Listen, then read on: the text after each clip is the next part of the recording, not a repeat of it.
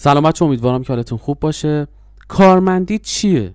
واسه خودم کار بکنم بهتره دیگه. چه کاریه که بخوام واسه کسی دیگه ای کار بکنم یا به عنوان یه کارمند یه جا حقوق بگیر باشم، صبح برم شب بیام، صبح برم شب بیام.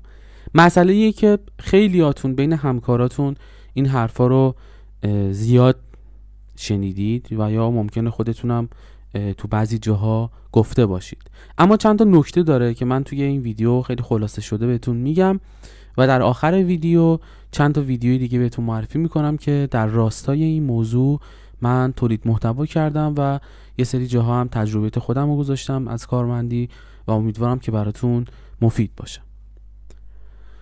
این سوالیه که خیلی ها میپرسن، مخصوصا وقتی که از کار روزمرهشون خسته میشن، مثلا دیگه هی صبح پا میشن با سختی برو دوباره بیا برو بیا، 1 ماه جون میکنن تا مثلا برای چندرغاز. اما واقعیت اون چیزی نیست که شما فکر میکنی و یا اون چیزی نیست که شما میشنوی از دیگران. واقعیت چیه؟ اول از همه اگر توی کارمندی یعنی نمیتونی مسئول و منظم باشی، فریلنسری برات 10 برابر سخت‌تره و قطعا تو نمیتونی اصلا کار فریلنسری بکنی. اگر یه کارمند وظیفه شناسی نیستی، مسئولیت پذیری نیستی، قطعا نمیتونی یک فریلنسر باشی. فریلنسری برات 10 برابر سخت‌تره. تا اگر نمیتونی اون چیزی که هست رو انجام بدی، اصلا نمیتونی فریلنسر بشی. دوم، چون وقتی برای کارفرماها کار میکنی، یه نفر بالا سرت هست که پیگیرته، سرپرستته، رئیسته. آقا چرا دیر اومدی؟ آقا چرا کار انجام ندادی؟ چرا اینجا رو اشتباه کردی؟ چرا اونجا رو اشتباه کردی؟ هی پیگیری میکنه. اما وقتی برای خودت کار میکنی، اون یه نفر فقط خودتی و اگه از پس کنترل خودت بر نیای، هیچ پیشرفتی که نمی کنی، همش باید ضرر بکنی. نصف درآمدی کارمندی هم نمیتونی داشته باشی. جا به جا تسلیم میشی و باید برگردی دوباره به سمت کارمندی. خودتی و خودت. درسته من آقای خودمم، اما خیلی کارت سخت داره دیگه. کسی بالا سرت نیست که کنترلت بکنه. دوم، حقیقت سخت، فریلنسری یا کار مستقل آزادی میده، ولی بهای آزادی نظم، صبر و تلاش چند برابره. یه کارمند معمولی کارش چیه؟ یه سری کارهای روزمرگی که شما اومدی، نه نفر قبلیت که کارمند بوده اونم همون کارو میکرده، شما میری یکی دیگه هم میاد جای تو همون کارو میکنه. یه کار خیلی راحتیه، یعنی رواله، روتینه. نیازی نیست که تو مدام در حال آموزش دیدن باشی، مدام در حال پیشرفت کردن باشی، مدام در حال مطالعه و پژوهش باشی، رو خودت سرمایه گذاری بکنی. خب بخشی از درآمدت رو که اگر تو واسه خودت داری کار میکنی باید رو خودت خرج بکنی. ولی کارمندی اینجوری نیست. بهاش رو داره اون شرکت میده، اون اداره داره میده. بهای پیشرفت نکردن تو رو داره اون شرکت تحمل میکنه. ولی تو خودتی و خودت آزادی داری، بهاش رو خودت باید پرداخت کنی و بهاش صبر و تلاش، وقت گذاشتن برای یادگیریه و خیلی موارد دیگه که باید خودت رو ارتقا بدی، وگرنه از بازار کار جا میفتی، عقب میمونی، باید هزینه بکنی.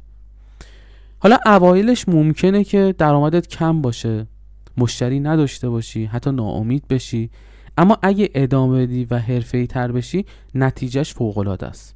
قطعاً از کارمندی خیلی بهتره، قطعاً خیلی بهتره. ولی استمرار باید داشته باشی، تلاش باید داشته باشی، چندین 10 برابر باید زحمت بکشی تا بتونی نم به نتیجه خوبی برسونی و باید ادامه بدی تا حرفه‌ای تر بشی. سوم، نکته طلایی، کارمندی مدرسه فریلنسریه. اگه اونجا یاد بگیری درست کار بکنی، تازه آماده‌ای برای ساختن دنیای خودت. یه دیالوگ از یه سریالی بودش که بذارید من بهتون نشو چی گفتش در رابطه با این که حالا این سریال تالسا کینگه، ولی خب این بخش از دیالوگش خیلی برام جذابیت داشت. گفتش که هدف از دانشگاه رفتن این نیست که بعدش کسی براش اهمیتی نداره که تو رشتت چیه، کدوم دانشگاه درس خوندی، معدلت چی بوده، چی براش مهمه. اون طرف براش مهمه که تو 4 سال پیاپی رفتی، تعهد داشتی، بعدش نیای کارو انجام بدی و گند بزنی به کار. پس هدف از دانشگاه و تحصیلات و اینا این چیزاست.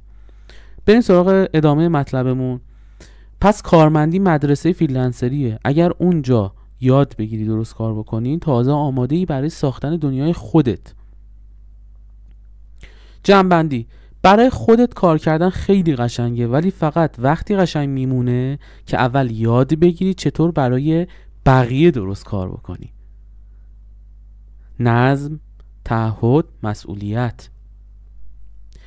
خب در نهایت من بهتون در واقع چنل فریلنسری رو معرفی بکنم، فریلنسر نیو آرت، که حتما داخلش جوین بشین. لایوایی گذاشتیم که خیلی جذاب و مفید واسهتون و خیلی به کارتون میاد.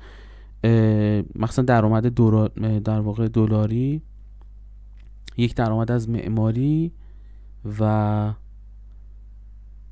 نحوه دیدن آموزش. اینا خیلی ویدیوهای جذابیه که میتونه بهتون کمک بکنه. درآمد از معماری، اینجا من تجربه خودم رو از مسیر کارمندی گفتم و خیلی میتونه بهتون کمک بکنه. خب امیدوارم که این ویدیو رو هم ببینید و ازشون لذت ببرید. تا آموزشی دیگر، فعلا خدا نگهدار.